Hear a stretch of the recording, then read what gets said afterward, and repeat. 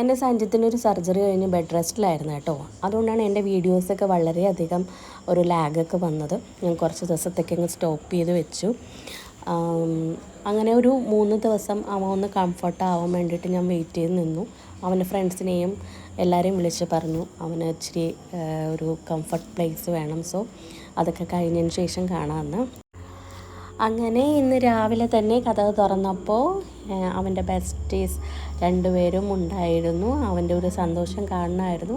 അതുവരെ അമ്മ എൻ്റെ അടുത്ത് വന്നിരി എന്ന് പറയുന്ന എൻ്റെ സച്ചു പിന്നെ എന്നെ തള്ളിക്കളഞ്ഞതിന് ശേഷം അവർ 2 പേരുടെ ഇടയ്ക്ക് കയറിയിരുന്നു.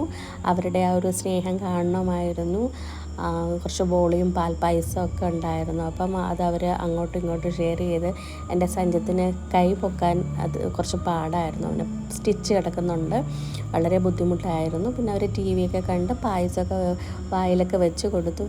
സത്യം പറഞ്ഞാൽ ഇതൊക്കെ കണ്ടപ്പോൾ എനിക്കെൻ്റെ കുട്ടിക്കാലമാണ് ഓർമ്മ വന്നത്. കാരണം നമുക്ക് ഏറ്റവും കൂടുതൽ സന്തോഷിക്കാനും ഏറ്റവും കൂടുതൽ നമുക്ക് മെമ്മറി ആയിട്ട് നമ്മൾ സൂക്ഷിക്കാൻ പറ്റുന്നതും നമ്മുടെ ബാല്യകാലമാണല്ലേ.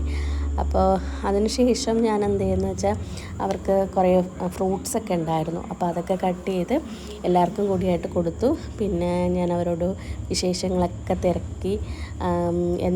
എങ്ങനെയുണ്ട് എക്സാമൊക്കെ കഴിഞ്ഞതിന് ശേഷം വെക്കേഷനൊക്കെ എങ്ങനെയാണ്. കാരണം എൻ്റെ മോൻ്റെ എക്സാം നേരത്തെ തീർന്നു, അവരുടെ ബോർഡ് എക്സാം നേരത്തെ തീർന്നിട്ടുണ്ടായിരുന്നു. അതിന് ശേഷം അവരുടെ അടുത്ത് കഴിക്കാൻ പറഞ്ഞിട്ട് ഞാൻ നേരെ കിച്ചണിലോട്ട് പോയി. കുറേ പാത്രങ്ങളൊക്കെ കിടപ്പുണ്ടായിരുന്നു. കാരണം കുറേ എല്ലാം വാരി വലിച്ച് കിടക്കുമായിരുന്നു. കാരണം ഇവൻ്റെ പുറകെയാണ് ഞാൻ ഈ 4-5 ദിവസമായിട്ട് അവനെ ശരീരം എടുത്ത് അനക്കാൻ പറ്റാത്തത് കൊണ്ട് ഞാൻ അവൻ്റെ കൂടെ തന്നെ ഉണ്ടായിരുന്നു. കാരണം അസുഖം വരുമ്പോഴാണല്ലോ അമ്മമാരെ അടുത്തിരുന്നിട്ട് അവർക്കതൊരു കംഫർട്ട് വരുന്നത്. അതങ്ങനെയാണ്. അല്ലാന്നുണ്ടെങ്കിൽ നമ്മളൊരു വിലയില്ലാത്ത രീതിയിലാണ്. എന്നാലും നമ്മൾ ചെയ്യേണ്ട ഉത്തരവാദിത്വം നമ്മൾ ചെയ്യണം.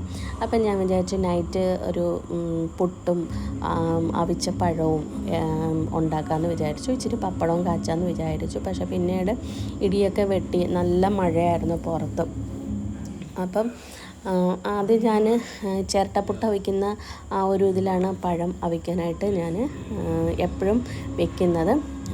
അതിന് ശേഷമാണ് ലാസ്റ്റാണ് ഞാൻ തേങ്ങയൊക്കെ ഇട്ട് പുട്ടുണ്ടാക്കാനായിട്ട് വെക്കുന്നത്. അപ്പോൾ അതിൻ്റെ ഇടയിൽ കൂടെ ഞാൻ ചില്ലറ അടുക്കി വെക്കാനുള്ള സാധനങ്ങളെല്ലാം സെറ്റ് ചെയ്യാനുള്ള ഓട്ടത്തിലായിരുന്നു. പിന്നെ തേങ്ങ ഞാൻ ചിരകിയില്ല, കാരണം എളുപ്പം പെട്ടെന്ന് ജോലി തീർക്കാമെന്നുള്ള ഒരു കണ്ടീഷനിലായിരുന്നു ഞാൻ അങ്ങോട്ടും ഇങ്ങോട്ടും കിടന്ന് ഓടിയത്.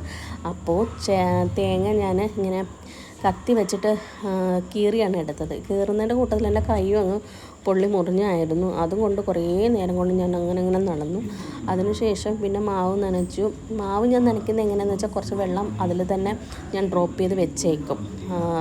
അത് പിന്നെ വീണ്ടും അത് ഡ്രൈ ആവും, പിന്നെ വീണ്ടും അതിൽ വെള്ളം ഒഴിക്കും. അപ്പോൾ അങ്ങനെയൊക്കെയാണ് ഞാൻ പുട്ടുണ്ടാക്കാനായിട്ട് പെട്ടെന്ന് ആവാൻ വേണ്ടിയിട്ട് ചെയ്യുന്നത്. ഇതൊക്കെ വളരെ ഈസി മെത്തേഡിൽ ചെയ്യാൻ പറ്റുന്ന ഒരു കാര്യം ഞാൻ നിങ്ങളിൽ എത്തിക്കുന്നു എന്ന് മാത്രമേ ഉള്ളൂ. ഓരോരുത്തർക്ക് അവരുടേതായിട്ടുള്ള ഒരു രീതികൾ കാണും. സോ എൻ്റെ രീതി ഇങ്ങനെയൊക്കെയാണ് പെട്ടെന്ന് ചെയ്യാൻ വേണ്ടിയിട്ട്.